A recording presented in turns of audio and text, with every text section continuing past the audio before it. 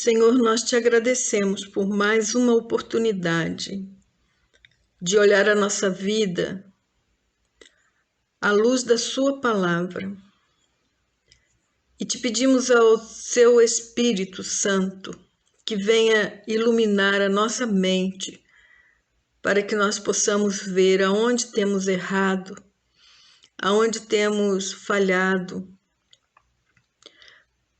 porque não conhecemos a sua palavra. E te peço que nos dê coragem para fazermos as correções necessárias para alcançarmos a tão almejada felicidade e ter uma vida totalmente livre, onde podemos te louvar, te adorar com toda a liberdade e também viver em harmonia com a nossa família e com nossos amigos. E ajudar pessoas a tirarem o cisco dos seus olhos, pois um dia o Senhor tirou a trave dos nossos olhos. Então te peço que nos ajude a sermos fiéis testemunhas, em nome de Jesus. Amém.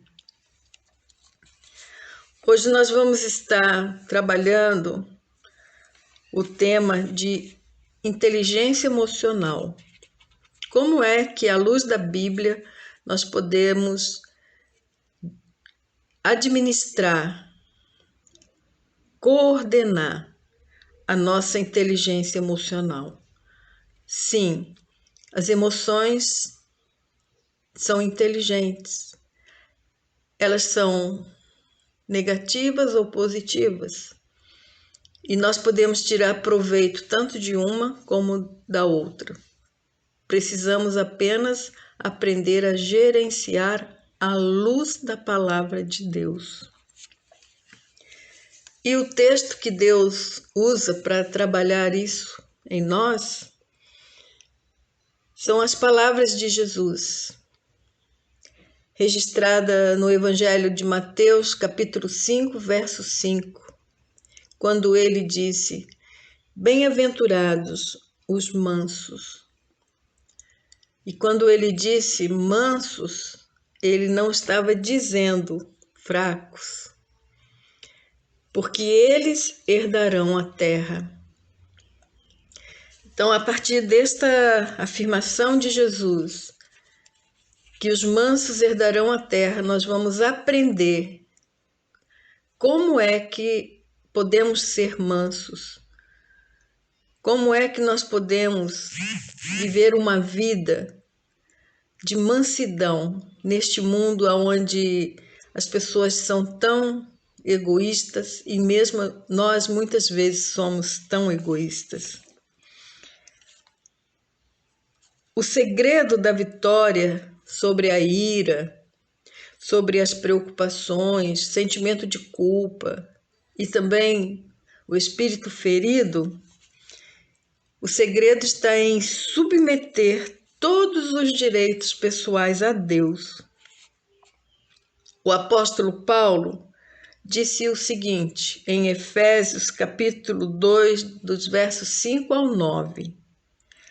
A atitude de vocês devem ser semelhantes àquelas que nos foi mostrada por Jesus Cristo, que embora fosse Deus, não exigiu nem tampouco se apegou a seus direitos como Deus, mas pôs de lado o seu imenso poder e sua glória. Foi por causa disso que Deus o elevou até as alturas do céu. Assim como Jesus submeteu todos os direitos pessoais a Deus, nós também devemos fazer o mesmo. Pois este não é um princípio opcional para uma vida cristã bem-sucedida, mas é um princípio que tem a ver com coragem.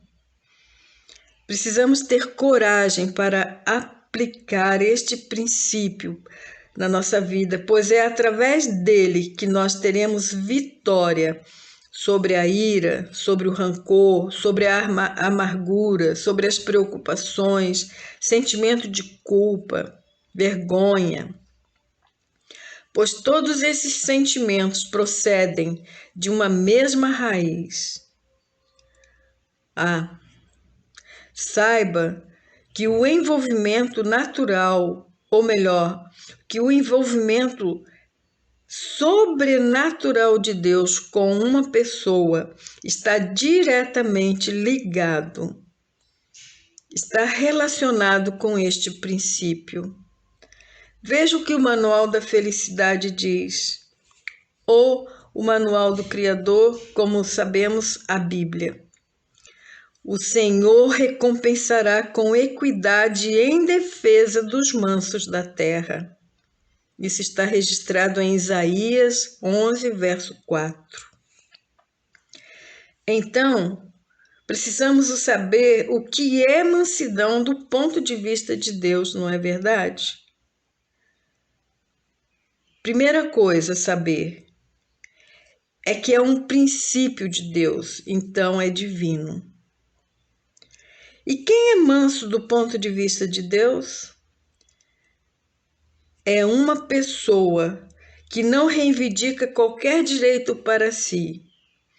É aquela pessoa que está disposta a submeter todos os seus bens e direitos pessoais a Deus e passa a considerar tudo o que tem como lhe tendo sido emprestado por Deus para o seu trabalho e glória. Então é de Deus e também é para Deus. A pessoa que aceita este princípio da submissão de todos os seus direitos pessoais a Deus, essa pessoa irradiará qualidades essenciais para que seja eficiente nas outras áreas da vida. Como é sério isso, né? Todas as áreas da vida estão ligadas a este ponto, a submissão. No início do curso Psicologia da Personalidade, nós prometemos fazer uma correção. Nós prometemos não apenas dizer faça, mas ensinar como fazer. Hoje, nós vamos trabalhar em uma área bem específica. Normalmente, quando perguntamos a alguém que nos procura para aconselhamento, fazemos a seguinte pergunta. Depois de ouvi-la, depois de saber dos seus problemas, nós perguntamos o seguinte: seus pais fizeram alguma coisa errada em relação a você? E saiba que a maioria das respostas são sempre afirmativas. São sim. Os pais normalmente não percebem a importância de cumprir o que prometem a seus filhos. Você tem dúvida sobre se Deus cumpre o que promete? Você duvida da fidelidade de Deus? Então, eu quero te dizer, Deus sempre cumpre o que promete. Mas de onde vem essa desconfiança? Eu pergunto novamente, se seu pai fez alguma promessa que não cumpriu, pois alguns pais não cumprem e não cumpriram as promessas que fizeram. Preste atenção. Não há prejuízos permanentes se, como pais, cometemos algum erro, pois as crianças são capazes de compreender que somos falhos. Mas há algo que pode prejudicar profundamente a criança. É quando elas percebem que os pais estão errados, mas não estão dispostos a reconhecer e corrigir suas falhas. Normalmente, em conversa com jovens, nós percebemos que há duas acusações dos filhos em relação a seus pais. A primeira é que os pais não estão dispostos a assumirem abertamente seus erros. E a segunda é que os pais ficam muito zangados quando as coisas não saem do seu jeito. As Escrituras dizem que um coração ferido, quem pode suportar? Há duas coisas que devemos compreender a respeito de um espírito ferido. Primeiro, eu posso ficar ferida em meu espírito porque alguém me fez algum mal. E por causa disso, costumo reagir e ficar amargurada. Fico pensando que a pessoa me feriu intencionalmente. E aí fico sofrendo mais ainda. Talvez alguns de vocês já teve a experiência de conversar com a pessoa que te magoou. E depois desta conversa, você percebe que nem de longe a pessoa agiu com a intenção de te ferir. Por isso, nós precisamos saber que a amargura é um pecado interior. Veremos através desse estudo como uma pessoa com espírito ferido acaba desistindo da vida. Quantas pessoas nós conhecemos que hoje está vivendo em depressão, não é verdade? Então nós veremos o que acontece no interior desta pessoa e a reação externa e o que acontece com os pais em relação ao problema. A Bíblia fala em Provérbios 18:14 o seguinte: um espírito ferido, quem o suportará? E em Hebreus 12:15 fala que devemos ter cuidado para não reagirmos à graça de Deus, porque se fizermos isso, facilmente desenvolveremos um espírito amargurado. Isso não só fará mal para nós, mas também vai fazer mal, vai prejudicar a outras pessoas. Preste atenção. Saiba disso, que a primeira manifestação de um espírito ferido é a comunicação. Ela é quebrada entre as pessoas. Promessas não cumpridas causam feridas na alma. Então eu te convido para tirar um tempo agora, pause o vídeo e comece a fazer uma análise pessoal. E faça essa pergunta para você mesmo, para você mesma. Tenho feito promessas que não tenho cumprido? Todos nós já participamos de várias cerimônias de casamento, não é verdade? E nas cerimônias de casamento são feitas muitas promessas. É feita a promessa de que vamos amar a pessoa, o nosso cônjuge, na alegria ou na tristeza. Nós prometemos cuidar na saúde e na doença. Prometemos também ser fiel em tudo. E a pergunta que te faço é: você tem cumprido esta promessa? Você tem cumprido todas elas? Veja que também há promessas feitas aos filhos. E os filhos também têm feito promessas aos pais. Vocês têm cumprido suas promessas? Se não, você está ferindo um coração, um espírito, e a comunicação entre vocês está sendo quebrada e, consequentemente, uma barreira vai se erguendo.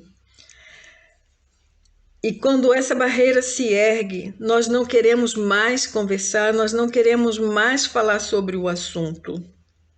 Nós acabamos nos fechando. E quando isso acontece com os filhos e os pais, acontece uma coisa muito interessante que precisamos prestar atenção. Os pais normalmente pensam que é algo passageiro, que não tem importância e que é algo que vai passar, que o filho precisa passar por aquilo ali, porque afinal de contas ele vai amadurecer e ele precisa aprender a lidar com as dificuldades da vida. Isso, na maioria, não é verdade. Por quê? Porque se for uma ferida profunda, os jovens não conseguem se esquecer daquilo e não conseguem superar essas barreiras. O que acontece é que os pais não conseguem entender o que está passando com o seu filho. Isso normalmente acontece no meio do seio familiar. Vamos adiante. Quando isto acontece, o jovem começa a perder a afeição pelo seu pai ou pelos seus pais. E quando o pai deixa de ser o seu super-herói, porque até uma certa idade os pais são o super-herói dos filhos, mas quando as decepções começam a aparecer na vida do jovem, esse pai perde o lugar de super-herói na vida do seu filho. Em 2 Timóteo, capítulo 3, verso 2, diz que os sentimentos naturais da afeição são afetados. E a consequência disso é que a ingratidão começa a surgir em sua vida. Um dos sintomas da falta de afeição é a ingratidão, é a preguiça. Então preste atenção nas reações, nos sinais que seus filhos estão dando em casa. Se perguntarmos a você, você acha que o mundo lhe deve alguma coisa? Com certeza a resposta para muitos será afirmativa, sim, e isso revela uma amargura que está sendo desenvolvida em sua vida. Se perguntarmos aos jovens, quanto tempo você leva para atender um pedido dos seus pais? Alguns responderão, por que tem que ser eu? Se há mais pessoas para fazer, por que eu tenho que fazer tudo? O que está acontecendo é que está sendo desenvolvida uma atitude de ingratidão que vai afetar toda a vida desse jovem. O que costuma acontecer é que os pais, diante dessa atitude, começam a retribuir essas ações de ingratidão com atos de generosidade. E a razão pela qual os pais retribuem gratidão com generosidade é porque se sentem culpados. Os pais não percebem que têm feito alguma coisa e que está errado em relação ao filho, mas notam que há uma mudança de comportamento. Então eles têm receio de ser enérgico com os filhos, com medo de que o filho se rebele ainda cada vez mais. Então passam a equilibrar a ingratidão com generosidade e passam a comparar as dificuldades que passam com as dificuldades dos filhos de outros filhos, de outros pais. O problema real é que o filho está rejeitando a autoridade dos pais. E essa autoridade passa a ser rejeitada a partir do momento que percebem que seus pais não cumprem promessas que fazem, que seus pais estão falhando com eles e não estão tendo coragem de admitir seus erros, de pedir perdão e de corrigir. Aí o jovem passa, sim, a rejeitar a autoridade dos pais. E essa falta de respeito a essa autoridade é revelada pela teimosia na vida do filho. 1 Samuel 15:23 mostra como Deus age em relação à rebeldia. Porquanto rejeitaste a autoridade do Senhor, Ele também te rejeitará. Lembrando que os pais representam a autoridade delegada de Deus na vida dos filhos. No Antigo Testamento, quando um filho era rebelde, deveria ser apedrejado até a morte. E porque isso era importante para os pais, eles deveriam gastar mais tempo com os filhos para ensiná-los e prepará-los para a vida. Quanto mais privilégios são oferecidos aos filhos pela rebeldia, isso só vai afastar cada vez mais os filhos dos pais. O que acontece quando os filhos rejeitam a autoridade dos pais? Ele começa a se colocar a si mesmo como autoridade em sua própria vida e passa a se manifestar em uma rebeldia aberta. Antes era só no interior, mas agora passa a ser visível para todas as pessoas. Em geral, quando este problema chega nesse nível, ele ainda está restrito ao ambiente do lar, mas depois desse nível passa a ser aberta, visível para todos. E normalmente os pais não querem que as pessoas saibam do que está se passando dentro da sua casa. Não querem que as pessoas saibam que eles estão enfrentando este problema com seu filho. O que passa a acontecer é que os pais tentam mudar as regras. Os pais tentam apertar mais o cerco quando chega nesse nível.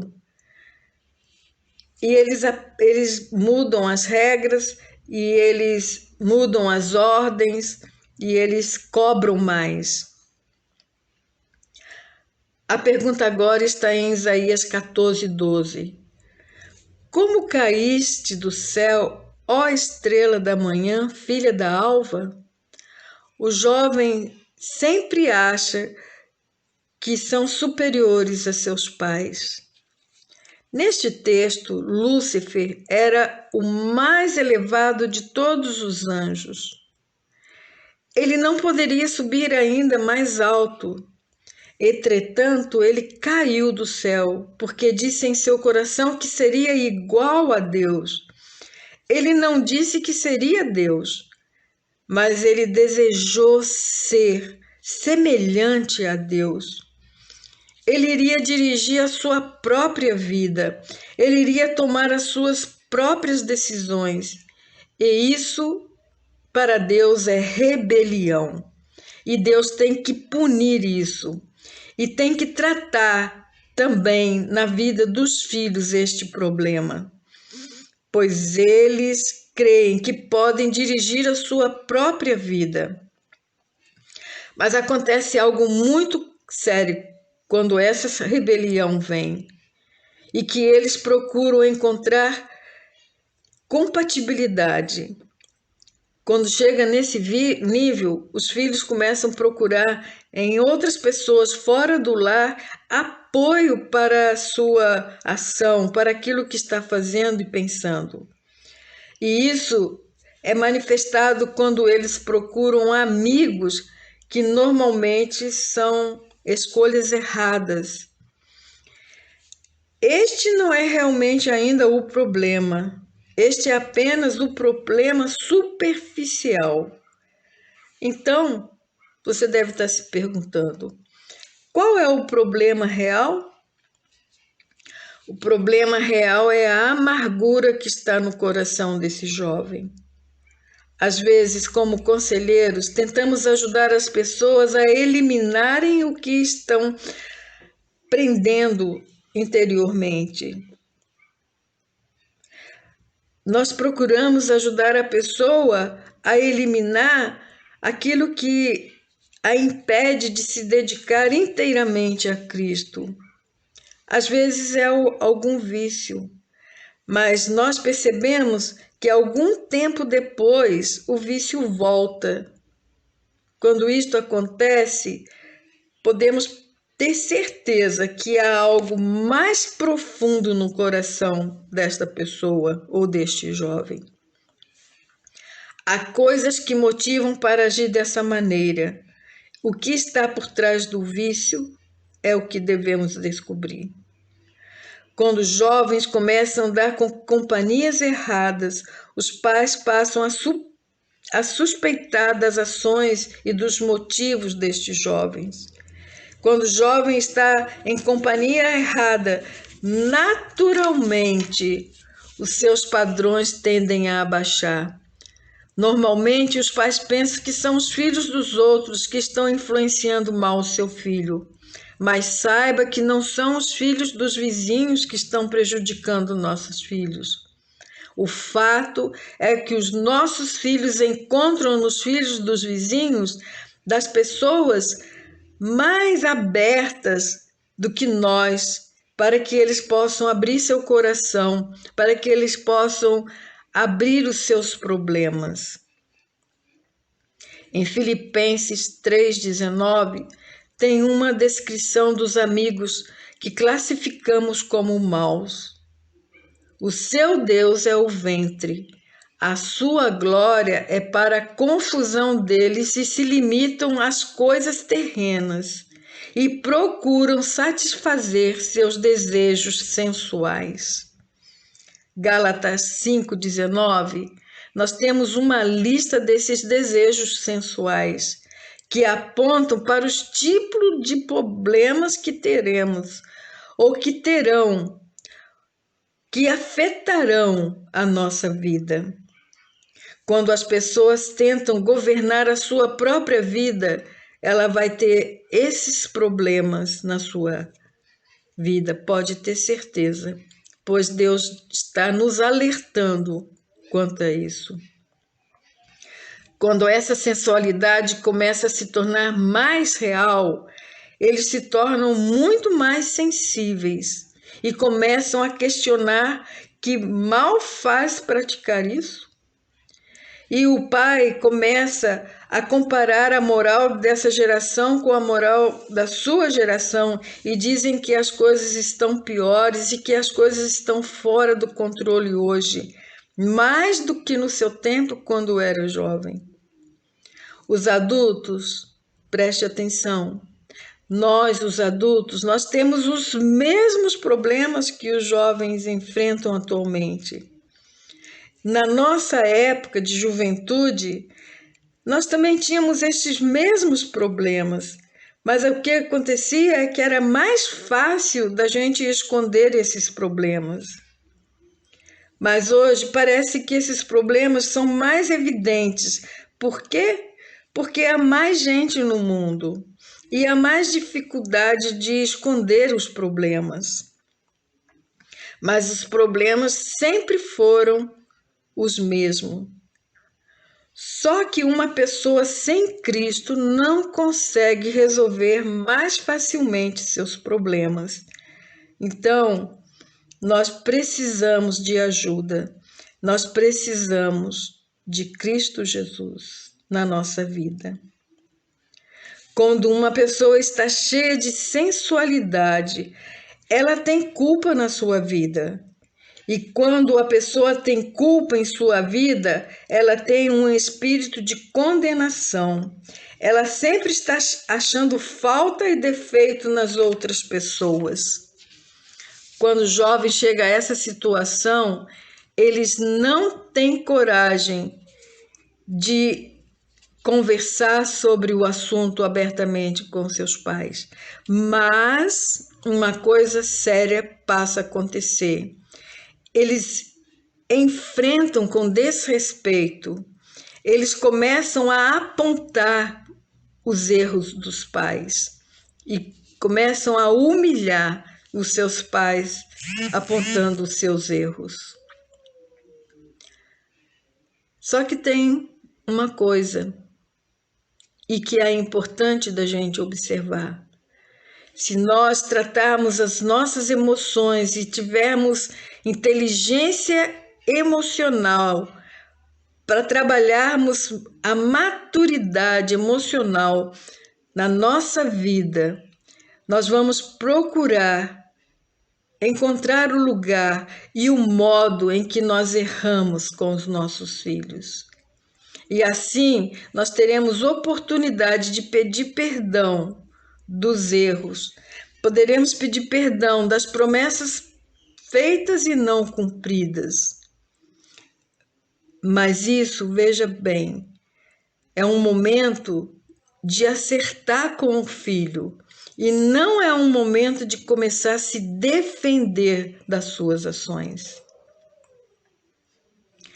Quando a culpa se torna crescente, o jovem vai procurar uma maneira de escapar, procurar fugir de tudo, até mesmo pensa em suicídio. Se nós formos ver estatisticamente essa questão do suicídio, ela é a segunda causa de morte entre os jovens de 15 a 19 anos em muitos países. Nós, os cristãos, temos que olhar diferente esses problemas do que o mundo olha. O mundo diz que para mudar, nós precisamos mudar a sociedade, pois o mundo está sendo afetado pela sociedade. A sociedade está prejudicando o mundo, é isso que nós ouvimos dizer. Mas se nós olharmos para a Bíblia, se nós olharmos para Deus, Deus diz que para mudar a sociedade é preciso mudar o indivíduo, pois é o indivíduo que causa o problema na sociedade, pois é a pessoa que compõe a sociedade. Nós é quem formamos a sociedade. Então, se eu estou com problema, a sociedade está com problema. Se eu estou com problema, a família está com problema. Aonde eu estou está com problema. Então, nós precisamos aprender a olhar para o indivíduo e não para o problema. Então, quando nós passamos a olhar pessoas e nos oferecemos, através da nossa experiência, da nossa empatia, a oferecer ajuda para que elas vençam a sua amargura, para que elas vençam a sua culpa, então as suas vidas se transformarão e, consequentemente, a sociedade se transformará, o seu lar se transformará, a sua igreja se transformará. Em Jesus Cristo está a resposta. A Bíblia diz que os primeiros cristãos chegaram aos lugares mais longínquos da terra, levando o evangelho, as boas notícias de que, de alguma forma, você, eu, podemos levar estas boas notícias. E o indivíduo, se os indivíduos forem alcançados por esta boa notícia, o mundo será mudado, pois a sociedade que compõe o mundo será mudada através da mudança de cada indivíduo transformado pelo poder do Evangelho de Jesus Cristo. É somente através do sangue de Jesus Cristo que nós podemos ser livres de toda a culpa das ações pecaminosas.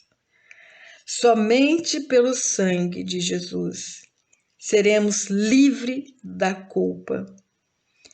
O jovem, quando está sozinho, normalmente ele demonstra profunda depressão, demonstra que está profundamente deprimido.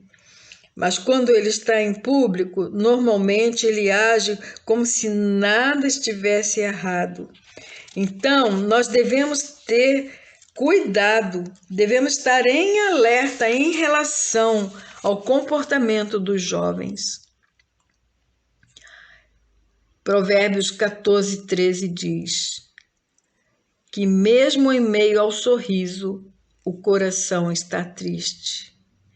É muito importante que os que são pais e que agora estão nos ouvindo, que procurem se acertar com seus filhos. Se as evidências dos seus erros ainda estão camuflados, não quer dizer que não haja problema.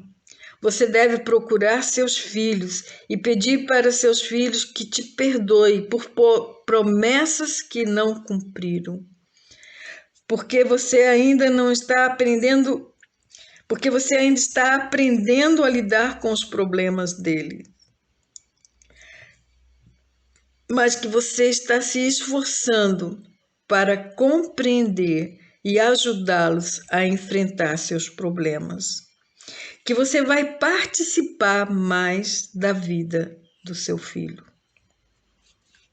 E se você é filho, saiba que é a sua responsabilidade é perdoar seus pais.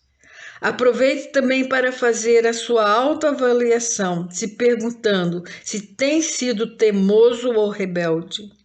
Pois se você foi ou tem sido teimoso ou rebelde, Deus quer que você vá até seus pais e resolva esta situação. Há uma distinção muito grande entre culpa por ter feito alguma coisa errada e a amargura porque alguém fez algo errado com você. Se a pessoa errou contra mim, eu não devo ir até ela e jogar tudo na sua cara. Mas Deus quer que eu a perdoe em meu coração. Mas as coisas que eu errei contra alguém, Deus quer que eu vá a essa pessoa e lhe peça perdão.